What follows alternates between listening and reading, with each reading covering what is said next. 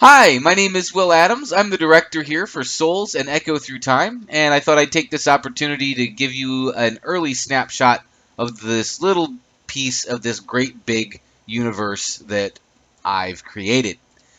The character you're going to look at here in just a second is actually a pretty bare bones one that we've got set up for development purposes here as we're getting things underway. Um, don't even have hair on her yet. But fortunately for her modesty, we do have clothes. Those clothes naturally follow her as she's running, which Unreal made pretty easy for us here.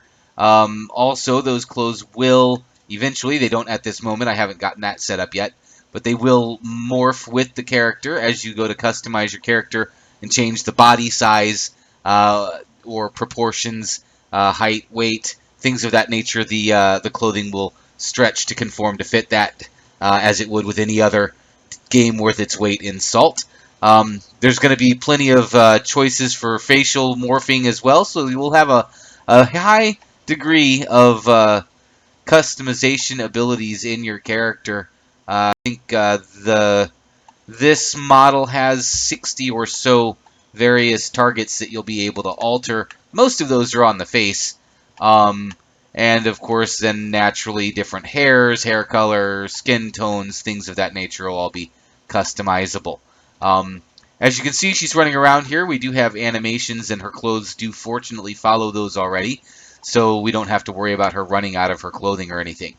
Um, I do have a couple of attack animations set up here. She'll throw some punches if I tell her to. They're still needing a lot of work done on them, as you can see. She's kind of punching out to the side. Need to get those brought in, and we can kind of tweak that. What I'd actually like to do is get some mocap footage. I used to be in this martial arts club called the World Chungdo Musul Wan. It's a Korean royal court style. I always liked how it looked and would love to get with a couple of the black belts up there and see if they wouldn't mind stepping into a mocap rig if I got one for it. I can also swim. This water is swimmable. It doesn't look like it when you're under the water yet. I've got to do some lighting adjustments to that volume. But she does swim around a little bit, and when she comes up out of the water, she'll just start running again. And as you can see, she can run up this cliff pretty well. I do have some reasonable restrictions on what she can run up. Way over there at the top of that mountain, I hit into some of them. I'm not going to run over there. It's a lot further away than it looks. But as you can see by looking at the ground here as I'm running across it, depending on what the ground is doing, it changes the ground cover. And that's actually built into the landscape material I'm using itself. Um, and it paints all of the grass and the foliage to match the angle or the slope of the ground. So as the slope increases, it goes from being kind of a green, grassy covering to a more rocky covering until the grass eventually just all disappears. Um, this is actually a something I imported, one of the assets from Unreal. I'm going to do some tweaking on it. I've already added sand and snow so that when I start painting the landscape and kind of bring this to life, it'll look a little more customized than this. But for now, we're kind of running around getting everything set up because, as you know, Souls and Echo Through Time is going to be an MMO game based on the Multiverse platform, which many, many moons ago was going to be the platform for a Firefly MMO that fell through back in 2011.